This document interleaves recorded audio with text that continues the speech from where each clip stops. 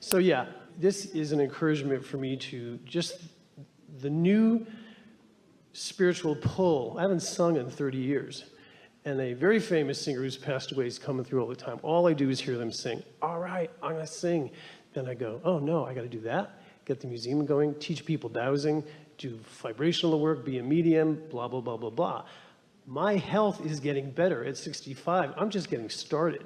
But you're just... But, let me do this, please. But, she's resisting. We have a but before your but. And our but trumps your but.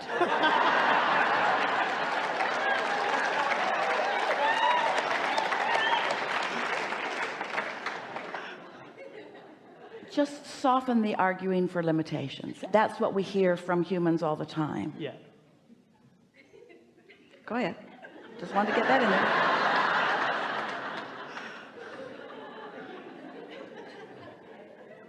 Oh, good. We distracted you and broke the momentum of where you were going.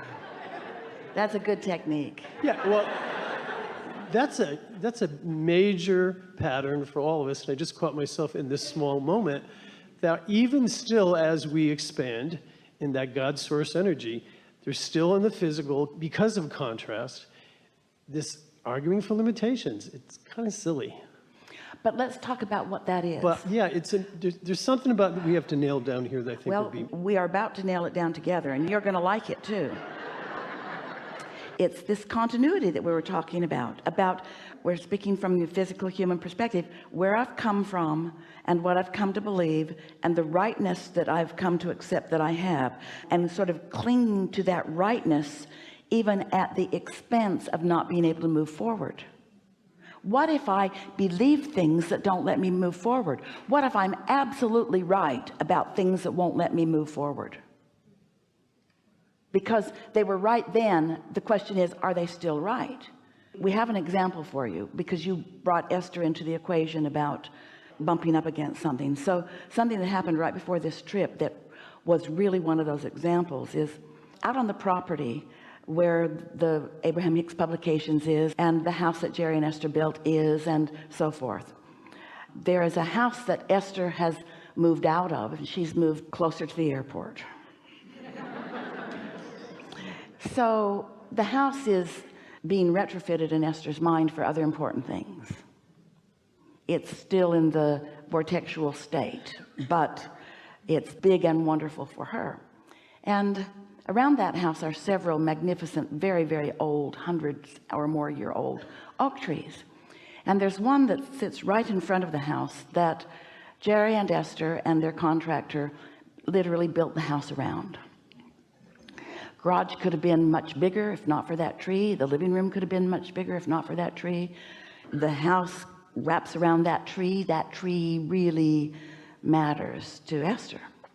So she hired a new guy, really wonderful person who's accomplishing really a lot. And she got a text from someone else that was on the property.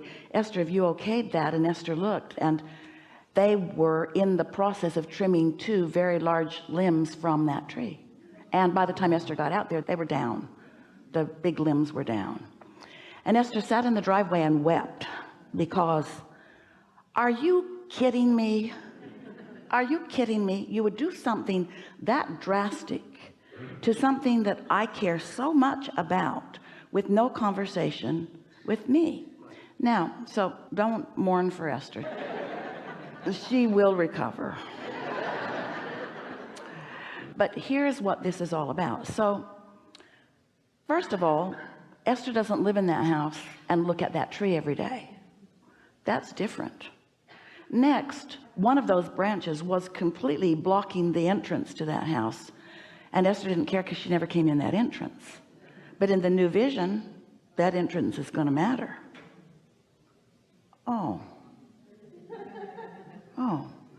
So Esther's clinging to beliefs that she established with Jerry.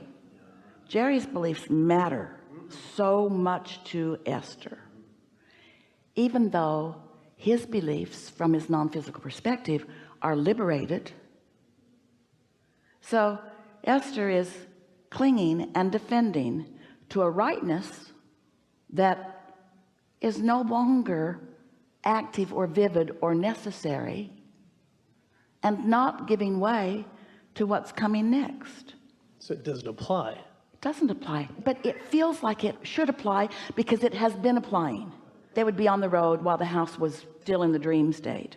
They'd come home and Jerry and Mike, the contractor, would stake the house out again. The house was drawn to fit in between the trees, and then they were trying to figure out if it really would fit.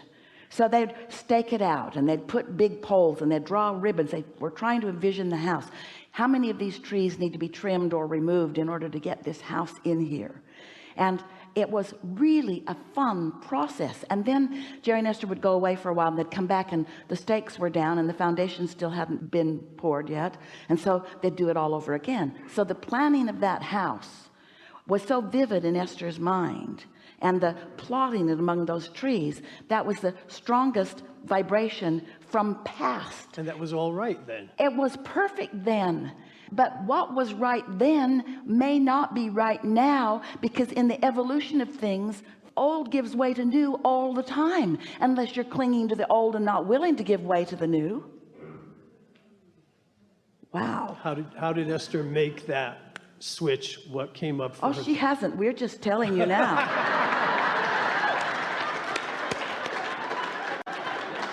Jerry's changed his mind about it. She may listen to this recording and hear what we're saying.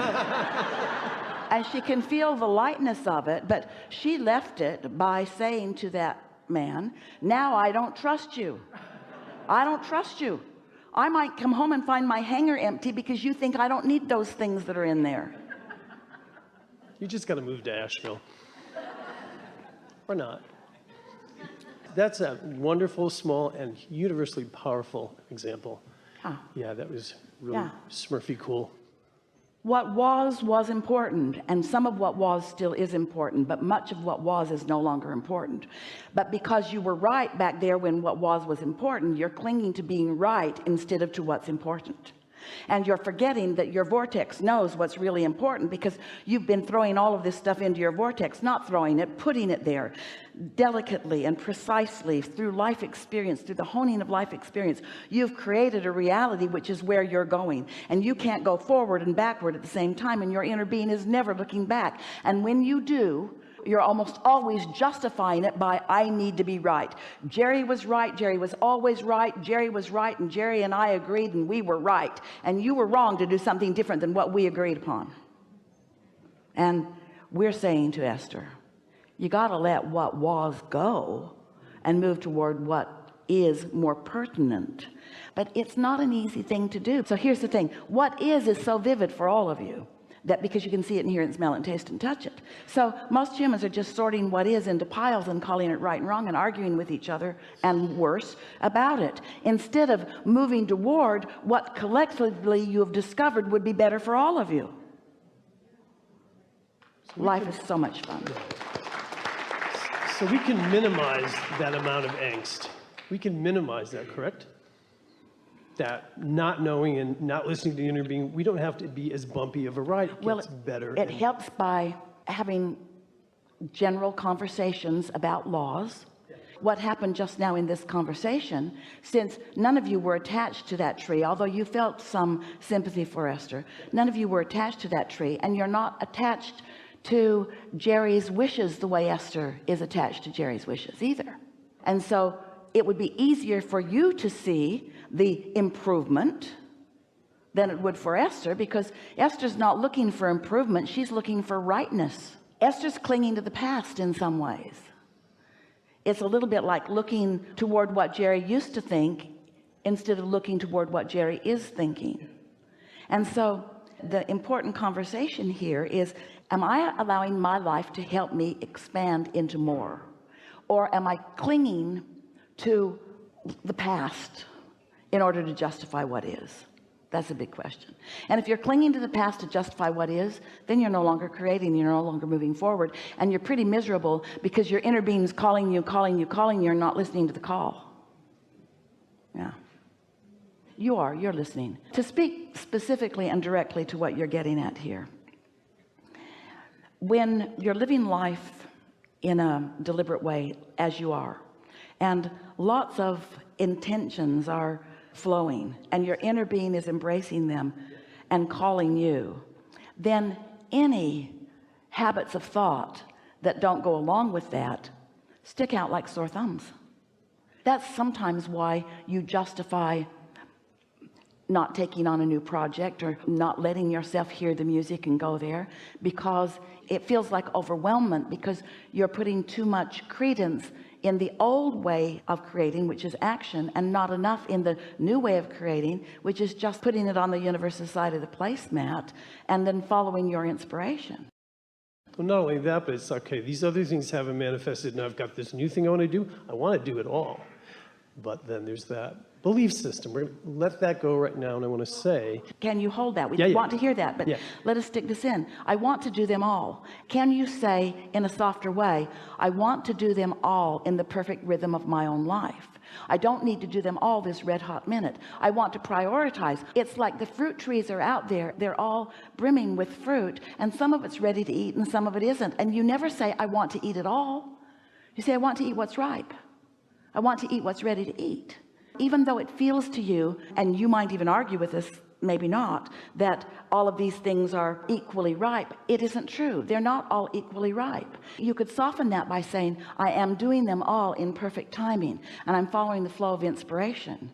And in doing so, then by the time I'm really ready to do that, other things will be in place that make it easy for me to do that.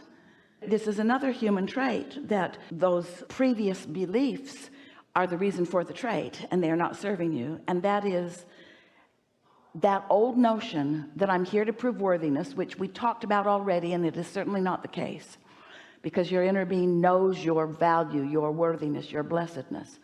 But I need to do it myself. I need to struggle and sacrifice just a little bit, because you're still remembering the old version of the tree. There were beliefs that you picked up along your physical trail that don't apply now. They were never accurate. There was never a God who was asking for your sacrifice. yeah, and no reward system either with that either. I get that. Oh, there's a reward system. We call it a satisfaction in the moment system. We call it a blending and allowing yourself to be the exalted, powerful, clear-minded, exhilarated, powerful, creative being that you are system. And so we interrupted you in the middle of something. Can you get back to it? That time we really weren't trying to head you off.